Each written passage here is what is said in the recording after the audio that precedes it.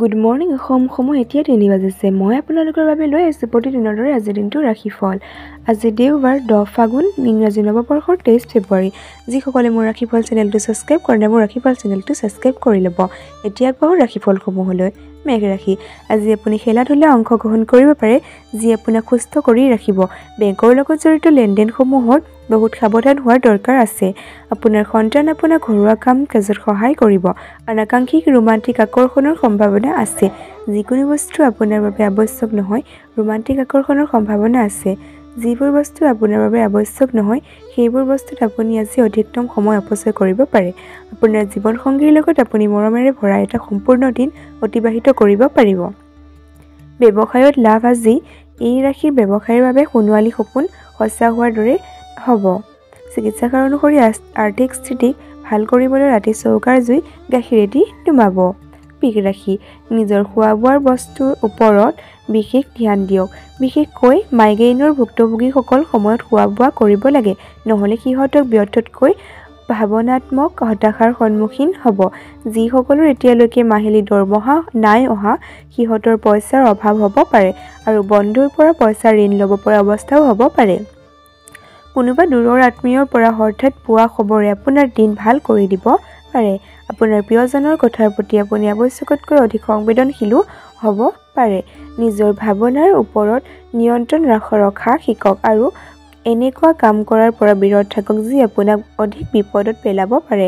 অৱসৰ সময়ত আপুনি চিনেমা, যিকোনো ফিল্ম চাব পাৰে, কিন্তু ফিল্মখন আপোনাৰ মনোপুত নহ'ব, যাৰ বাবে আপুনি সময় অপচয় কৰাৰ দৰে অনুভৱ হ'ব।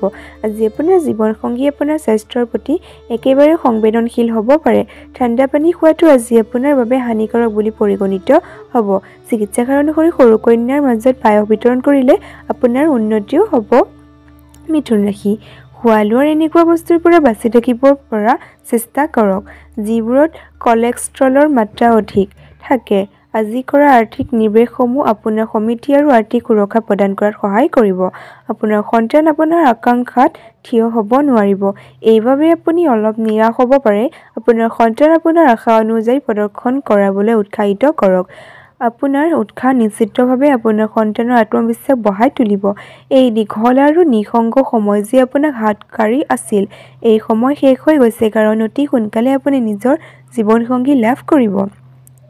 আজি ৰাতি আপোনাৰ ঘৰৰ মানুহৰ পৰা দূৰত থাকি ঘৰৰ ছাদত বা ওচৰৰ পাৰ্কত খোজ কাঢ়ি ফুৰাটো পছন্দ কৰিব। আজিৰ দিনাখন আপুনি বৈবাহিক জীৱনৰ প্ৰকৃত সুখ পাব পাৰে।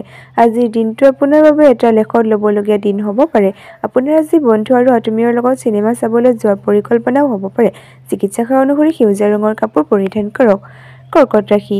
আঘাত পোৱাৰ পৰা বাচিবলৈ নিজৰ বিশেষ যত্ন লওক, লগতে পিঠি আৰু কঁকাল চিধা কৰি বহিলে আপোনাৰ শাৰীৰিক ভংগীমাৰ লগতে আপোনাৰ স্বাস্থ্য আৰু আত্মবিশ্বাসৰ উন্নতি হ'ব। আজি যদি আপুনি বেলেগৰ কথা মানি ক'ৰবাত অৰ্থ বিনিয়োগ কৰে, তেন্তে আৰ্থিক লোকচান হোৱাটো এক প্ৰকাৰৰ নিশ্চিত। সন্ধিয়াৰ বেছিভাগ সময় আত্মীয়ৰ লগত অতিবাহিত হ'ব, সাৱধানে থাকক। কোনোবাই আপোনাৰ লগত ফ্লাৰ্ট কৰিব পাৰে, কিন্তু যিসকল লোক ঘৰৰ বাহিৰত থাকে, সেইসকলো সোনকালেই নিজৰ কাম শেষ কৰি ক'ৰবাত পাৰ্কত নাইবা একান্ত ঠাইত সময় অতিবাহিত কৰিব পছন্দ কৰিব। আপোনাৰ জীৱনসংগীৰ বাবে আপুনি আজি মানসিক অশান্তিৰ সন্মুখীন হ'ব পাৰে। যেতিয়া আপোনাৰ ওচৰত অধিক খালী সময় থাকিব, তেতিয়া ঋণাত্মক চিন্তাক লৈ অধিক চিন্তিত নহ'ব। ধনাত্মক কিতাপ পঢ়ক, মনোৰঞ্জনক চিনেমা দেখক অথবা বন্ধুৰ লগত সময় অতিবাহিত কৰক। চিকিৎসকৰ অনুসৰি আটা, চেনি আৰু ঘিউৰ এটা মিশ্ৰণ নাৰিকলৰ ভিতৰত ভৰাই আহঁত গছৰ তলত ৰাখিলে আপোনাৰ অৰ্থ উপাৰ্জন বাঢ়িব। সিংহ ৰাশি। আজিৰ দিনটো আপুনি কোনো বাধা বিনা ভালকৈ বিশ্ৰাম কৰিব পাৰিব। আপোনাৰ মাংসপেশীক আৰাম দিবৰ বাবে তেলেদি মালিচ কৰিব। আৰ্থিক দিশত আপোনাৰ উন্নতি হ'ব। যদি আপুনি অফিচত অধিক সময় দিয়ে, তেন্তে আপোনাৰ ঘৰুৱা জীৱনত ঋণাত্মক প্ৰভাৱ পৰিব পাৰে। বহুত কাম পৰি থকা স্বত্বেও আপুনি ৰোমাঞ্চকৰ ঘূৰা ফুৰা ইত্যাদি আপোনাৰ মন মগজু বিৰাজ কৰি থাকিব। অৱসৰ সময়ৰ সঠিক ব্যৱহাৰ কৰি আপুনি শিকিব লাগিব, নহ'লে জীৱনত আপুনি বহু লোকৰ পিছ পৰি থাকিবলগীয়া হ'ব পাৰে। আজিৰ দিনটোৱে আপোনাক আপোনাৰ প্ৰিয়জনৰ ৰোমান্টিক ভাৱনাসমূহ সম্পূৰ্ণৰূপে দেখুৱাব। আপোনাৰ সংগী আপোনাৰ বাবে আজি এটা ছাৰপ্ৰাইজ ৰেচিপি তৈয়াৰ কৰিব পাৰে, যাৰ ফলত আপোনাৰ গোটেই দিনৰ ভাগৰ শেষ হৈ যাব। চিকিৎসাসাৰ অনুসৰি নিজৰ ওজনৰ সমতুল্য পৰিমাণৰ বাৰ্লি ৰাজহুৱা গোহালিত দান কৰিলে পাৰিবাৰিক জীৱনত লাভ হ'ব। কন্যা ৰাশি, যিকোনো অপ্ৰয়োজনীয় কথাত সময় খৰচ নকৰিব, আনকি আপুনি এইটো ভাল কামত লগাব পাৰে। যিবোৰ মানুহ দীৰ্ঘদিনীয়া অৰ্থ সংকটত ভুগি আছিল, সিহঁতৰ ধন প্ৰাপ্তিৰ সম্ভাৱনা আছে, যাৰ ফলত সিহঁতৰ বহুখিনি অসুবিধা দূৰ হ'ব। পৰিয়ালৰ সদস্যসকলৰ আপোনাৰ জীৱনত বহুত গুৰুত্বপূৰ্ণ আৰু বিশেষ মহত্ব আছে। আপোনাৰ জন্মই আপোনাৰ প্ৰিয়জনৰ বাবে এই পৃথিৱীখন থকাৰ বাবে সক্ষম কৰি তোলে। এই ৰাশিৰ লোকসকল বহুত কৌতূহলোদ্দীপক হয়। কেতিয়াবা এইসকল লোক মানুহৰ মাজত থাকি ভাল পায়, কেতিয়াবা অকলে থাকি ভাল পায়। যদিও অকলে সময় অতিবাহিত কৰা কঠিন, তথাপি আজি অলপ সময় অকলে থাকিলে আপোনাৰ মন ভাল লাগি থাকিব। আজি আপুনি আৰু জীৱনসংগীয়ে ভাল সংবাদ লাভ কৰিব পাৰে। আজি আপুনি আত্মীয়সকলক সাক্ষাৎ কৰি নিজৰ সামাজিক দায়িত্ব পূৰণ কৰিব পাৰে। চিকিৎসাসাৰ অনুসৰি গছত পানী ঢালক। তুলা ৰাশি, প্ৰয়োজনতকৈ অধিক খোৱাৰ পৰা নিজকে বচাওক আৰু শাৰীৰিকভাৱে সুস্থ থকাৰ বাবে নিয়মিত ব্যায়াম কৰক। সেইবোৰ বিনিয়োগ যোজনা যি আপোনাক অনবৰতে আকৰ্ষিত কৰি আছে, এইবোৰ বিষয়ত গভীৰভাৱে জনাৰ চেষ্টা কৰক আৰু যিকোনো পদক্ষেপ লোৱাৰ আগত বিশেষজ্ঞৰ পৰামৰ্শ নিশ্চয় লওক। যিকোনো চতুৰভাৱে কাম কৰাৰ পৰা বাচক। মানসিক শান্তিৰ বাবে এই প্ৰকাৰৰ কামৰ পৰা দূৰত থাকক। কোনোবা মনোগ্ৰাহী ব্যক্তিৰ লগত কথা হোৱাৰ প্ৰবল সম্ভাৱনা আছে। আজি খালী থকা সময় সঠিক ব্যৱহাৰ কৰি পুৰণি বন্ধুসকলক লগ কৰাৰ পৰিকল্পনা বনাব পাৰে। যদি আপুনি চেষ্টা কৰে, তেন্তে আপুনি নিজৰ জীৱনৰ লগৰীৰ লগত নিজৰ জীৱনৰ সকলোতকৈ ভাল সময় অতিবাহিত কৰিব পাৰে। বন্ধুৰ লগত ফোনত কথা পতাতকৈ ভাল কামনো আৰু কি হ'ব পাৰে। ইয়াৰ ফলত আপোনাৰ নিসংগতাও দূৰ হ'ব। চিকিৎসাসাৰ অনুসৰি যিকোনো বস্তুত অধিক হোৱাৰ পৰা পৰিত্ৰাণ পাবলৈ পকেটত অনবৰতে সেউজীয়া ৰঙৰ ৰুমাল ব্যৱহাৰ কৰক। বৃশ্চিক ৰাশি, আজি ফূৰ্তি আৰু নিজৰ পচন্দৰ কাম কৰাৰ দিন। দীৰ্ঘৱৰ্তী নিৱেশৰ পৰা বাচক আৰু নিজৰ বন্ধুৰ লগত বাহিৰত গৈ কিছু সুখৰ মুহূৰ্ত অতিবাহিত কৰক। আত্মীয়ৰ পৰা আপুনি অনাকাংক্ষিতভাৱে আজি উপহাৰ পাব পাৰে, কিন্তু আপুনি ইয়াৰ সলনি আন কিবাহে বিচৰাৰ পূৰ্ণ সম্ভাৱনা আছে। আজি আপুনি বহুত ৰোমাঞ্চিত অনুভৱ কৰিব, কাৰণ আপোনাৰ প্ৰিয়জনৰ লগত ফোনত কথা হ'ব। আজি যি ব্যক্তিয়ে আপোনাক লগ পাব পাৰে, তাৰ লগতেই বিনম্ৰ আৰু ভদ্ৰ ব্যৱহাৰ কৰিব। বহুত কম মানুহেহে আপোনাৰ এই আকৰ্ষণীয় ব্যক্তিত্বৰ ৰহস্য জানিব পাৰে। আজিৰ দিনাখন আপুনি বৈবাহিক জীৱনৰ প্ৰকৃত সুখ পাব পাৰে। আপোনাৰ সন্তান শিক্ষাৰ ক্ষেত্ৰত ভাল কৰিব পাৰে যদি আপুনি সিহঁতৰ লগত সহযোগ কৰে।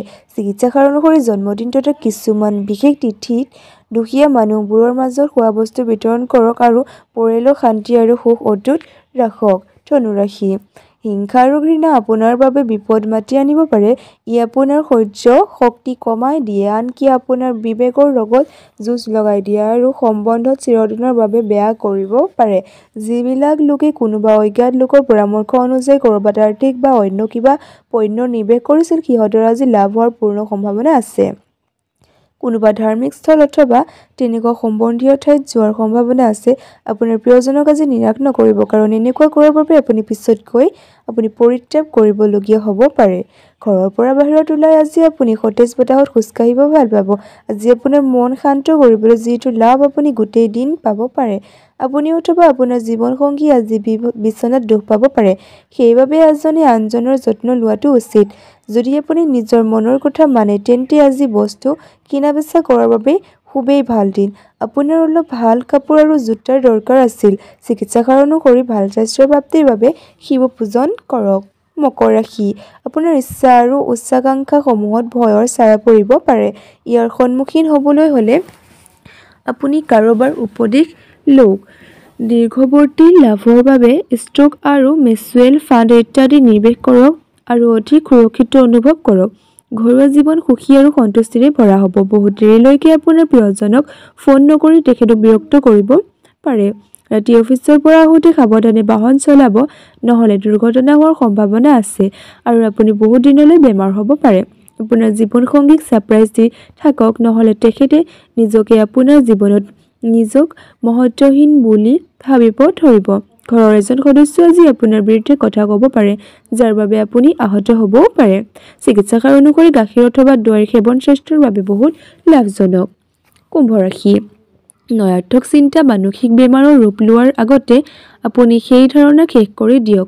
এইটো আপুনি দান পুণ্য আদি কামৰ জৰিয়তে কৰিব পাৰে যিয়ে আপোনাক মানসিক প্ৰশান্তি প্ৰদান কৰিব। আপোনাৰ মনত সোনকালে পইচা আয় কৰাৰ তীব্ৰ ইচ্ছা এটা জাগিব। যদি আপুনি সামাজিক অনুষ্ঠান আৰু কাৰ্যক্ৰমসমূহত অংশগ্ৰহণ কৰে তেন্তে আপুনি নিজৰ সংগী আৰু বন্ধুৰ তালিকাখন আৰু দীঘল কৰিব পাৰে। ৰোমাঞ্চ আপোনাৰ হৃদয় অধিকাৰ কৰি অৱসৰ সময়তে অফিচৰ কাম কৰিব লাগিব। আপোনাৰ জীৱন সংগিনীয়ে আপোনাক অনুভৱ কৰাব পাৰিব যে স্বৰ্গ এই মুহূৰ্ততে আছে। স্কুলত আজি আপুনি চিনিয়ৰ লগত কাজিয়া লাগিব পাৰে। এনেকুৱা কৰাটো আপোনাৰ বাবে ঠিক নহ'ব। নিজৰ খঙত নিয়ন্ত্ৰণ ৰাখিব। চিকিৎসকৰ অনুসৰি সৎ চৰিত্ৰ ৰক্ষা কৰিবৰ বাবে মিছা কথা নক'ব। অন্যক অসুবিধা নিদিব। আদালতত মিছা কথা নক'ব।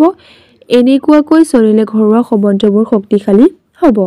মীন ৰাশি সৰু সৰু বস্তুসমূহক নিজৰ বাবে সমস্যাৰ সৃষ্টি কৰিব নিদিব।